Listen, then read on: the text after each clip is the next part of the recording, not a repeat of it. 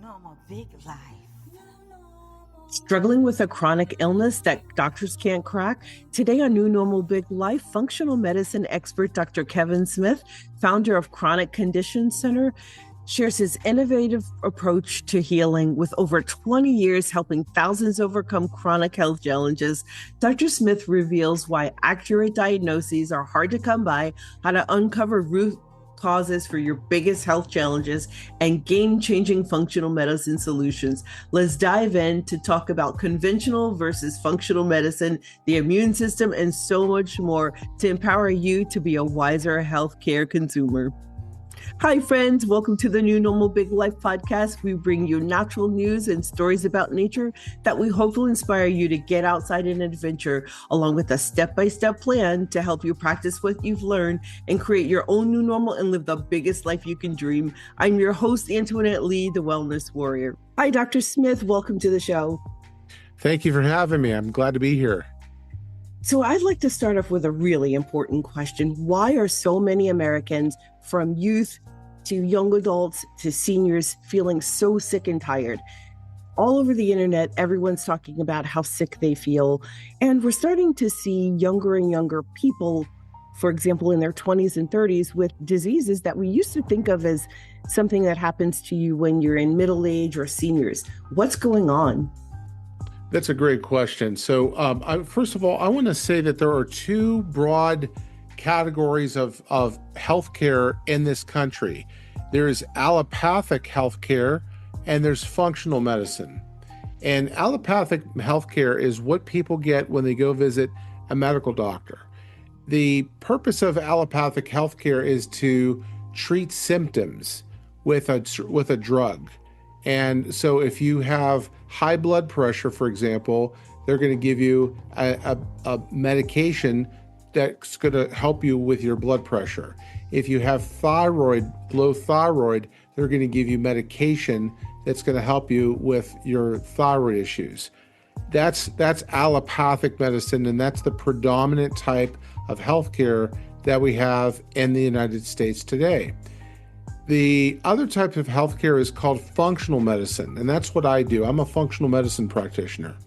Functional medicine is different from allopathic medicine in the way that we ask questions. One of the most predominant questions that we ask is why? Why does the person have this problem? Medical doctors don't ask that question. They don't care. If you have a high blood pressure, you walk into the guy's office and you're put in a certain diagnostic box, and there are certain drugs that are prescribed based on that diagnostic box. That's called the standard of medical care. Sometimes that works, sometimes it doesn't work. The functional medicine doctor says, why do you have high blood pressure? Why do you have thyroid problems? And so they take a more holistic approach to look at the complicated interworkings of the body. For example, if your gut is sick, if you're not making enough serotonin or dopamine in the gut, you're going to have brain problems, and then you're going to have thyroid problems, and then you're going to have energy problems. So when you trace it back, it could be a problem stemming from the gut. So the two primary types of healthcare in this country is allopathic medicine and functional medicine, with allopathic medicine being the most common kind. And that has failed a lot of people, and a lot of people are experiencing diseases and symptoms, and they're not getting any results. They're not getting any meaningful dialogue with their doctor because the only thing that they know what to do with is chase their symptoms. Functional medicine is, we don't treat symptoms, we treat the patient. So it's a personalized, patient-centered approach to healing. And when we think of allopathic medicine, that's what most people hear of as conventional medicine. A diagnosis, you get a prescription, maybe another therapeutic remedy, like massage therapy, for example. And then if that doesn't work, surgery, in this endless cycle. How is it that a person could have what you might think of as a complex autoimmune situation, meaning it doesn't quite identify as any one specific type of autoimmune disease. Mhm. How can that person go from their allopathic or conventional medicine practitioner to someone like you with this complex series of symptoms and get a diagnosis and treatment? So, first of all, I'm very rarely the first person that people go to when they have these problems. I'm usually they've already gone to their primary care physician, they've gone to a couple of specialists, they've gone to a couple surgeons, they've gone to a physical therapist, maybe a chiropractor, an acupuncturist, and I'm way down the line. And so when they come to see me, one of the first things I do is I gather their medical history. I gather their information.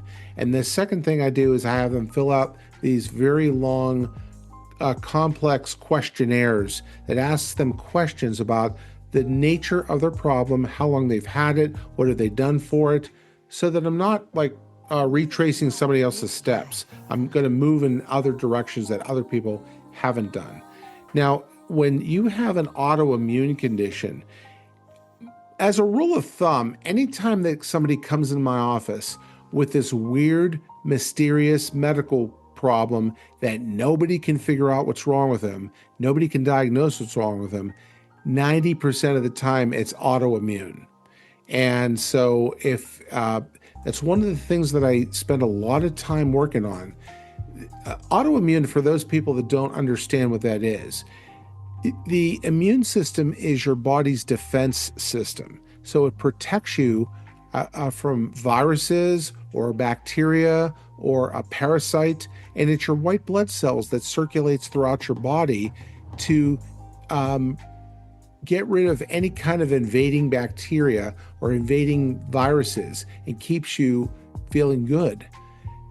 Sometimes the immune system starts to turn on your body, and so it starts to attack your own body tissues.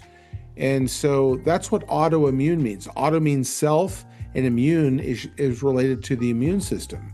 So one of the areas that's attacked very frequently is the thyroid gland. And when that happens, that's a disease called Hashimoto's disease. So people with low thyroid, 90% of them have Hashimoto's. They have some kind of an underlying autoimmune component. It can affect the brain.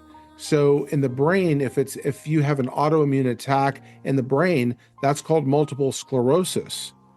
If you have an attack on the colon, that's called Crohn's disease.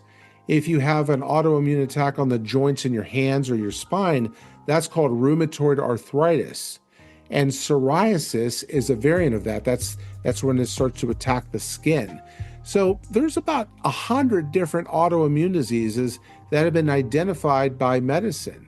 And they're all based on what part of the body is being attacked. Is it the lung fields? Is it the liver? Is it the bladder? All kinds of different areas can have trouble, and it's because of the immune system attacking your body.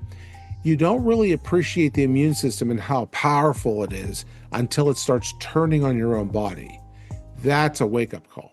Is there a similar component in folks with blood sugar that's difficult to regulate, whether it's too low most of the time or too high most of the time, or if it's up and down throughout the day? Is there a similar component that something within the body is experiencing dis-ease, and then it causes your blood sugar to be dysregulated? How does that work?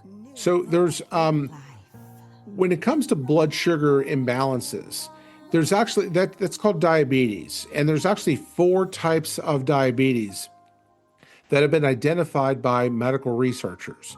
Type 1 diabetes is where you have an autoimmune attack that affects the pancreas. It affects the beta cells of the pancreas, and the immune system, the white blood cells, attack and destroy the beta cells, and the person can no longer make their own insulin. It's a hormone produced by the pancreas. So whenever you eat carbohydrates, proteins, or fats, That food is broken down into glycogen and it goes throughout the body and simple glucose. And those glucose molecules are shuttled into the cells where it's burned as energy. And if you don't have enough of the hormone insulin, it cannot get into your cells. And that happens as a child. That's type 1. Type 1.5, that a lot of your listeners may have never heard of, is adult onset autoimmune disease. It's the same mechanism that happens with type 1, but it happens as an adult. So it's an autoimmune disease that where the white blood cells attack and destroy the pancreas, and they cannot manufacture their own insulin, and they have to take insulin for the rest of their life. Type 2 diabetes is the most common kind. That's the kind that's related to lifestyle and related to your food choices, your exercise habits, your stress, your ability to manage your stress, I should say. And that's the most common kind. That's probably about 97% of all diagnosed cases of blood sugar imbalances is type 2 diabetes. And so it starts off as insulin resistance, where your body can make insulin. There's no problem making insulin. But the problem is taking the insulin and shuttling it into the cells to take the glucose out of the bloodstream into the cells where it can be made into energy. So the insulin presents the glucose to the cells. The cells don't listen to the insulin. And so the glucose starts to accumulate and build and build and build and build in your bloodstream until you have high blood sugar. That's what we know as diabetes. And then there's a fourth type of diabetes that's not very well known by most people. It's in the medical literature. That's called type 3 diabetes. And another word for type 3 diabetes is Alzheimer's disease. So there's a direct relationship between high insulin levels, high blood sugar levels, and early onset dementia and brain problems. And so people that are at risk of diabetes, they need to be very careful that they're not going to cause massive inflammation in their brain and cause further problems down the road.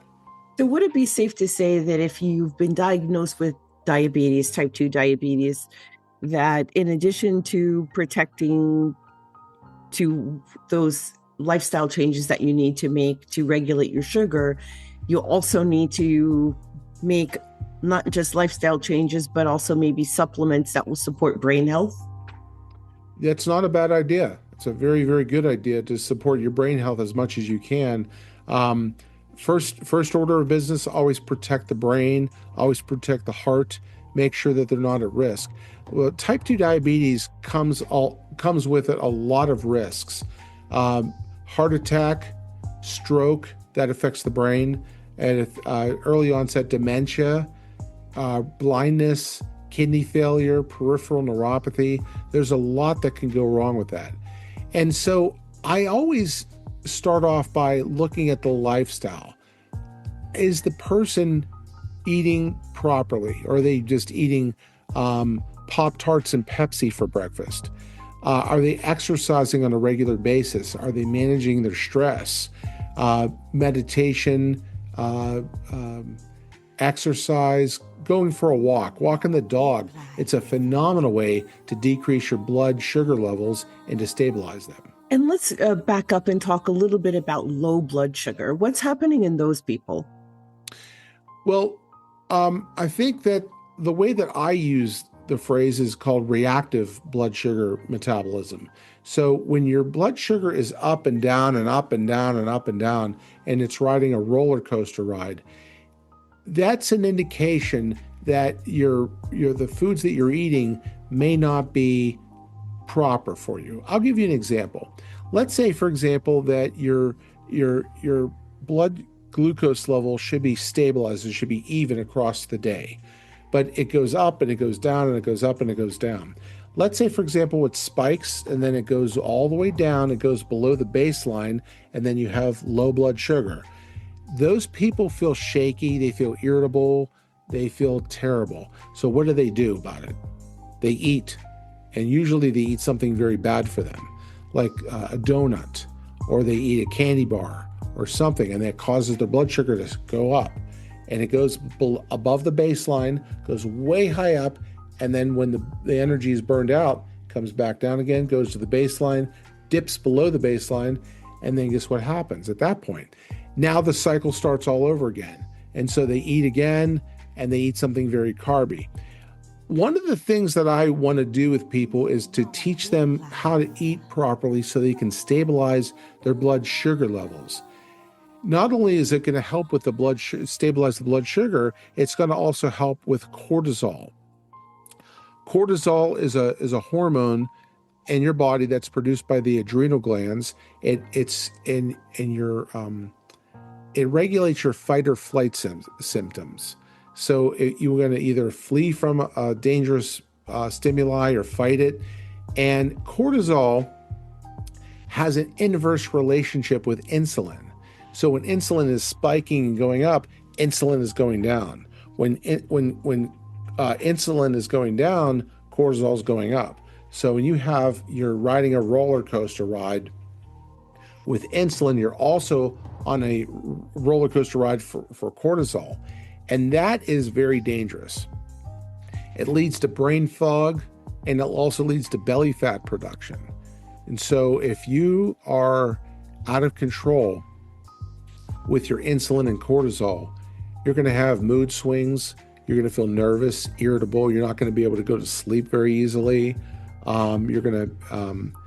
It's just going to cause a lot of lifestyle problems. It's also going to cause a lot of physical health issues, and that you probably don't want to have, in your body at all. You want to try to maintain cortisol levels normally, and you want to maintain your insulin levels. That's, by the way, the secret to weight loss is to control your insulin levels, your cortisol levels. Also, ghrelin and leptin are two other hormones that are very much impacted it impacts your weight. Before we cover the next topic in this episode, I want to introduce you to the adventure sports lifestyle with what I call a micro story about an adventure that I've had. The adventure sports lifestyle and my deep connection to nature is essential to my good health. So here's the story. Over the past few weeks, if you've been watching the news in America, there have been 100-year floods breaking out all over the country. Here's a good time to think about preparedness, preparing yourself, your family, your animals, and anything that you care about to survive no matter what. Whether it's a wildfire, a flood, a hurricane, civil unrest, there are a few things that you should do. And throughout the next few podcasts, we're going to talk about just a few of those things, but we'll devote an entire podcast episode to this subject. You want to make sure that you have at least 14 days of food, fresh drinking water, and non-potable water, or water that's not drinkable, but you can use it, for example, to flush your toilets. One of the mistakes that people make is not planning for your picky eaters during a disaster. You would think in a disaster, your children and the other people you're sheltering with won't care what you're serving as long as they have food because they're hungry. But think again. Picky eaters will still be picky, and not so picky eaters won't want to eat the same thing every day for 2 weeks.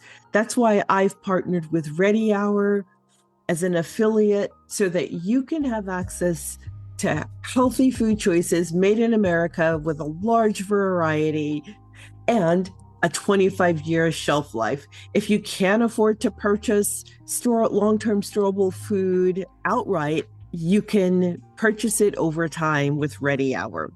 For a short time only, Ready Hour is having a special. You buy one 30-day supply of food and get a 30-day supply free. Use the affiliate code link in the show description and be prepared for whatever comes your way. Now back to Dr. Kevin Smith. Chronic pain and gut health challenges are a big part of a veteran's life, veterans like me. Can you tell us a little bit about what's happening in individuals who have chronic pain, whether it's from degenerative arthritis, which many of us who served in the military experience it in our 20s and 30s, and it only gets worse as we age, and then also the gut health issue of as a military person, you don't eat great.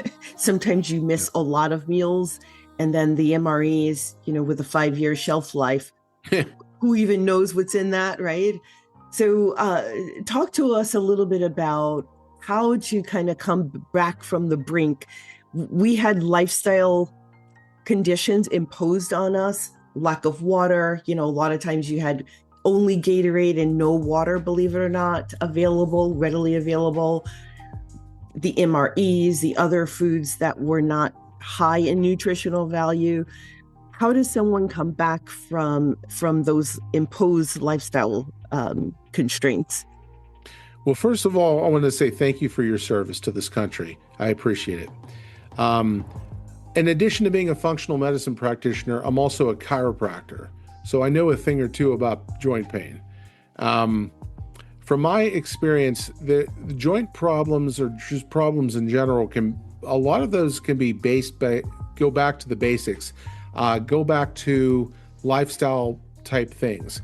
Are you moving, or are you a sedentary person? The body was designed to move. And so if you're going for walks, if you're lifting weights, if you're doing stretches, those are things that are essential for general wellness for the joints and for the muscles and all the soft tissues that surround them. Are you getting plenty of sleep? Are you sleeping 6 to 8 hours a day? And the body was designed to be able to get plenty of restful, replenishing sleep that is absolutely essential for musculoskeletal problems to be able to heal. Are you paying attention to your ergonomics? Your ergonomics has to do with how your environment is coexisting with your body. So, for example, are you making sure that your chair is set up properly? Are you making sure that your workstation is set up properly? Are you making sure that your chair in your car is adjusted to your height and your body? Are you making sure that you're flipping and rotating your mattress and your bedding every 90 days? And every couple of years, you have to get a new mattress because they start to break down. And when that happens, you're doing your body a huge disservice by not investing in yourself. Is your footwear the right kind for your body? I had a guy that was in his early 30s and he had plantar fasciitis, or inflammation in the bottom of the foot. And it was because he was using cheap, crappy shoes that he would buy at Walmart because he was cheap and he didn't want to go and to buy decent sneakers like other people. But those are things, and of course, not to toot my own horn, but a chiropractic adjustment every once in a while feels great. So it keeps the bones moving, it keeps the posture where it should be, and so those things are really, really the center of all this.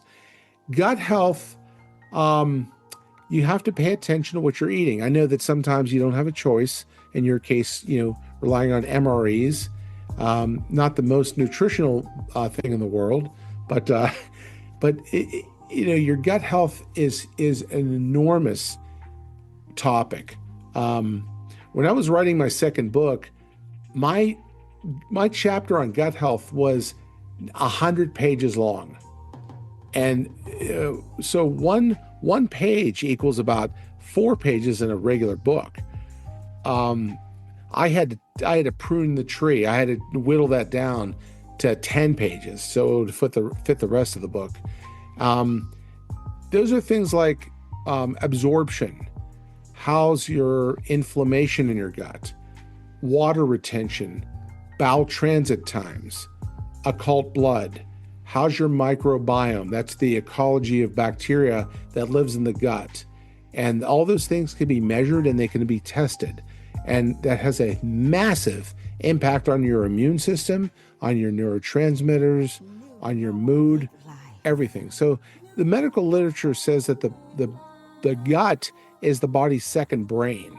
So whenever I have somebody that comes in my office and they may have some irritability or nervousness or ADD symptoms or some other type of a problem with memory or cognition, I always look at the gut first to see what I could do to help the brain. So that's the pathway to improving the function a lot, is by improving gut health. If you've missed our episode on gut health, be sure to catch that. When we come back, we're going to talk with Dr. Smith about how functional medicine practitioners help their patients. World events are constantly teaching everyone some very painful lessons. Without warning, everything we take for granted can suddenly fail. And if you're not prepared in advance, you really don't have a chance. The fact is, the modern world runs on a just-in-time supply schedule. Even the biggest grocery stores can carry only enough food for a few days' worth of normal shopping.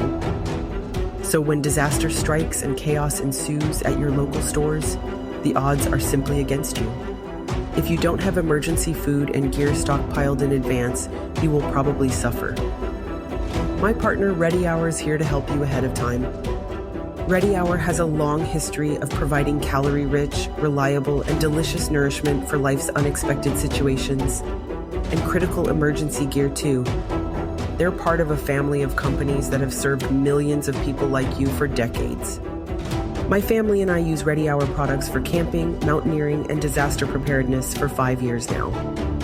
They're not just reliable, they're also your affordable option too.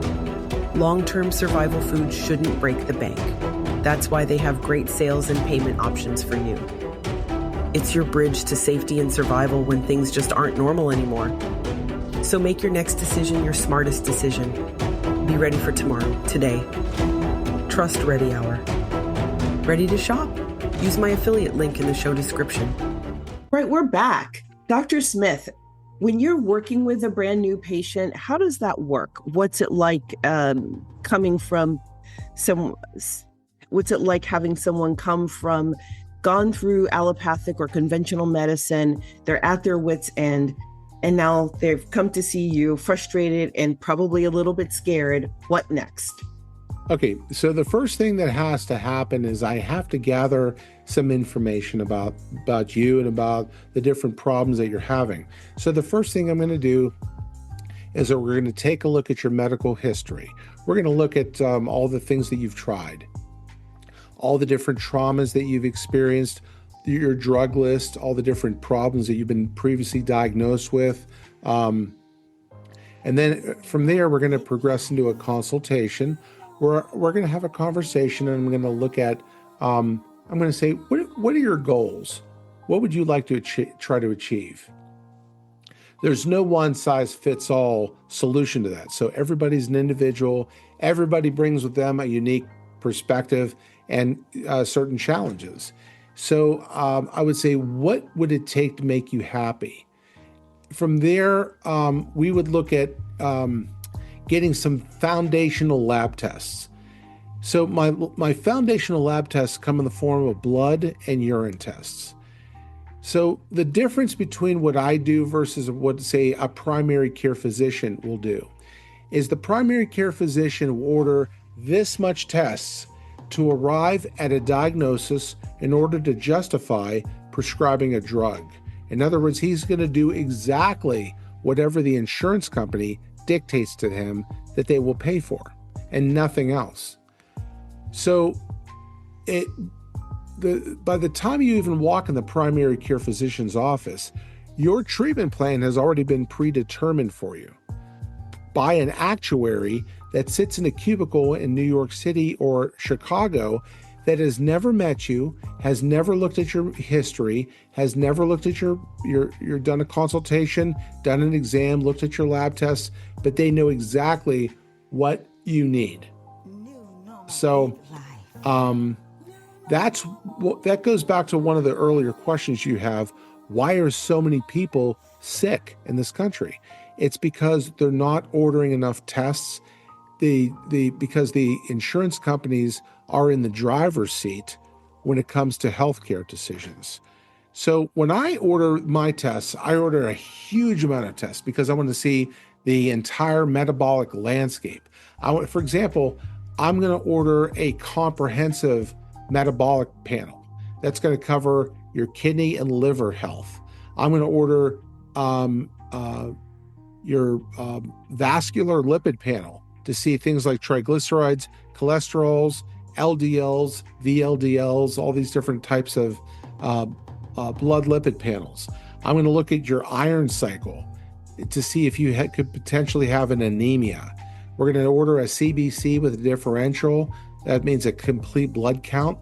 We're going to be able to check for red blood cells, platelets, white blood cells, and then the different types of specialized white blood cells like eosinophils and neutrophils and basophils and things like that.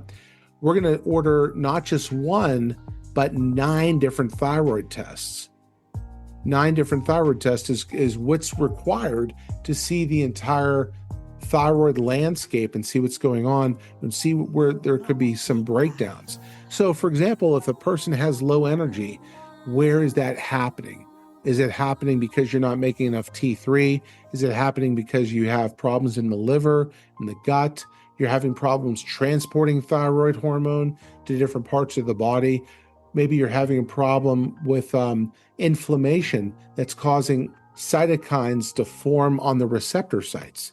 So by ordering a lot of tests, I can figure out what's going on where they can't. They just don't have enough information to properly evaluate what's going on.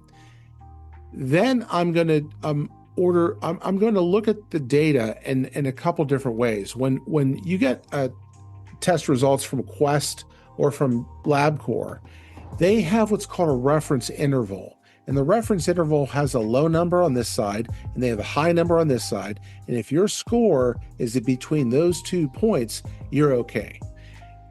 I do something a little bit different. I look at that, and I look at the functional normal. The functional normal is based on healthy patients. The reference normal or the lab normal is based on sick patients. So let me ask you a question. Who would you rather be compared to? Healthy people or sick people? Definitely healthy people. Absolutely. So the functional normal is based on the healthy patient population.